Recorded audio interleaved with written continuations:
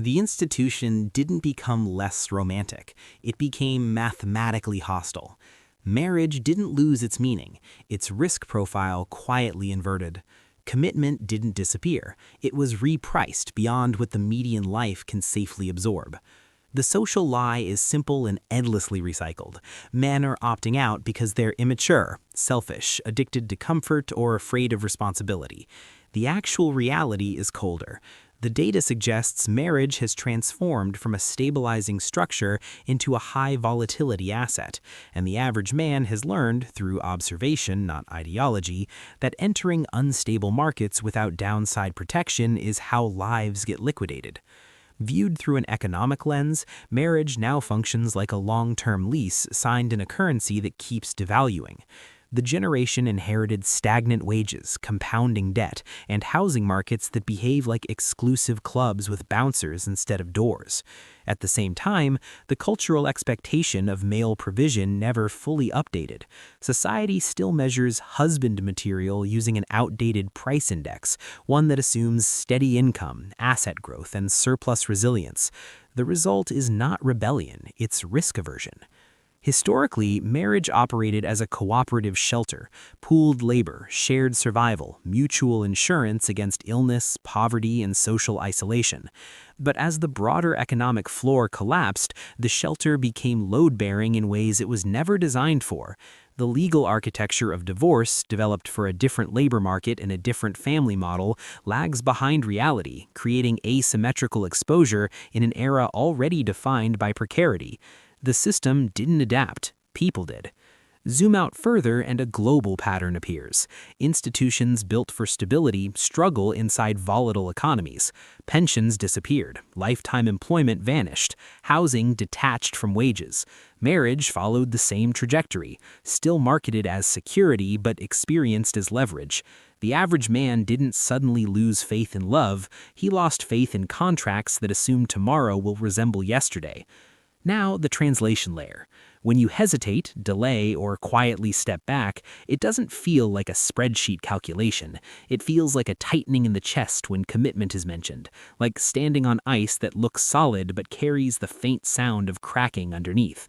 You're not rejecting intimacy, you're refusing to anchor your nervous system to a structure that demands certainty you were never given the tools to produce. This isn't cowardice, it's intelligence under constrained conditions. You adapted by lowering exposure, by keeping optionality, by choosing arrangements that don't turn emotional failure into financial ruin. The world taught you, slowly, repeatedly, that stability must be portable now, not institutional. This lands in radical acceptance, not surrender, but clarity. You stop narrating your caution as a personal flaw and start recognizing it as literacy in an unstable economy.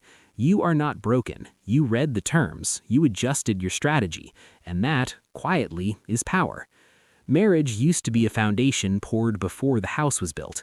Now it's marketed as a penthouse you're supposed to earn after surviving the storm.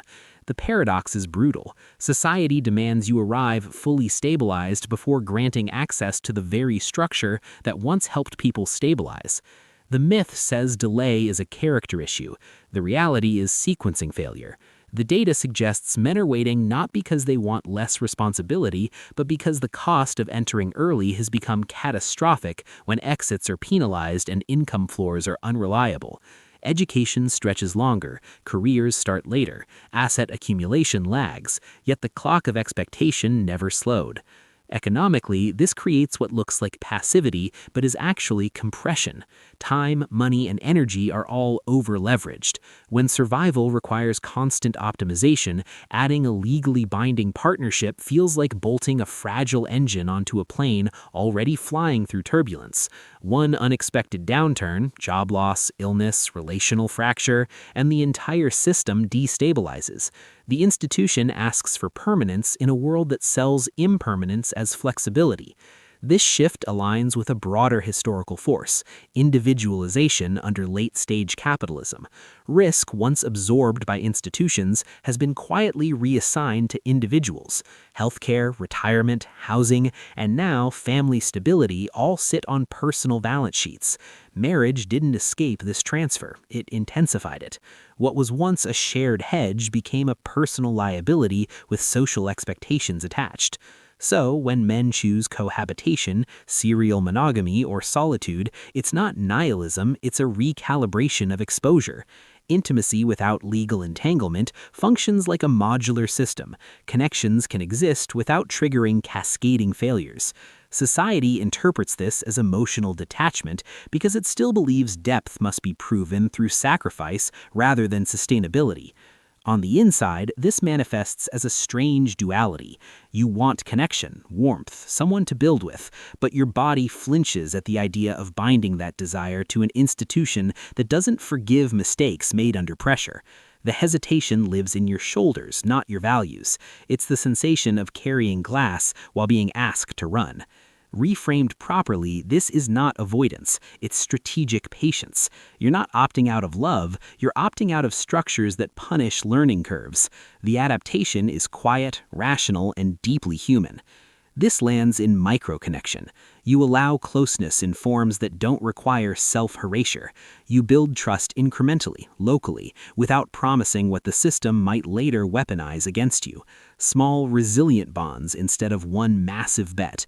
You're not failing to grow up. You're growing sideways in a world where forward motion is booby-trapped. The final misunderstanding is moral. Society frames marriage as a referendum on virtue, when it's increasingly a referendum on risk tolerance.